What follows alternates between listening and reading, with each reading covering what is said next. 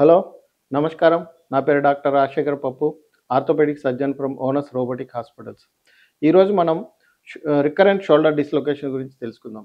Shoulder dislocation అంటే recurrent అంటే అది మీకు మామూలుగా మీరు ఏదైనా పని చేసుకునేటప్పుడు గానీ, మీరు ఏదైనా ఆటలాడుకునేటప్పుడు షోల్డర్ కీలు దానంతట అదే బయటికి వచ్చేసి మళ్ళీ అది రీలొకేట్ అవుతుందనమాట. అలా పలుమార్లు బయటికి రావటము, లోపటికి వెళ్ళటము దాన్నే రికరెంట్ షోల్డర్ డిస్లొకేషన్ గానీ, లేదంటే హ్యాబిచ్యువల్ షోల్డర్ డిస్లొకేషన్ గానీ అంటారనమాట. దీనివల్ల మీకేమైతుందంటే షోల్డర్ జాయింట్‌లో గ్లీనాయిడ్ అన్న బోను అరిగిపోతుందనమాట. ఆ బోను మన షోల్డర్ బయటకొచ్చినప్పుడు ఆ బోన్ అరిగిపోయి అక్కడ డిఫెక్ట్ వస్తుందనమాట. ఆ డిఫెక్ట్ వల్ల ఏమైతుందంటే ఆ బోన్ సైజ్ తగ్గిపోతుందనమాట.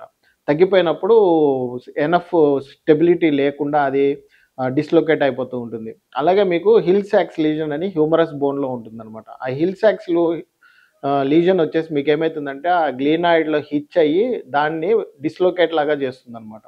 సో, దీన్నే మనము రికరెంట్ షోల్డర్ డిస్లొకేషన్ గానీ, లేదంటే హ్యాబిచ్యువల్ షోల్డర్ డిస్లొకేషన్ గానీ అంటాం.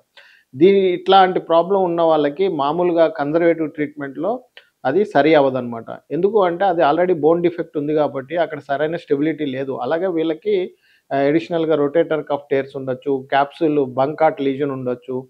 బంకాట్ రిపేర్ కూడా చేయాల్సి వస్తుందనమాట. సో, అందుకని చెప్పేసి వీళ్ళలో బోన్ డిఫెక్ట్ ప్లస్ బంకాట్ లీజన్ ఉన్నప్పుడు వాళ్ళకి ఇది ఆపరేషన్ చేసినా కూడా సక్సెస్ అవ్వదనమాట. దీనికి పలు రకాల ఆపరేషన్స్ ఉంటాయి. దాంట్లో చాలా రకాల బోన్ బ్లాక్ పెడతారు. దాంట్లో అక్కడ అలాగే మజిల్ ట్రాన్స్‌ఫర్స్ చేస్తారు. సో, ఇలాంటి సర్జరీస్ అన్నీ చేసి రికరెంట్ షోల్డర్ డిస్లొకేషన్ కాకుండా చేస్తారనమాట.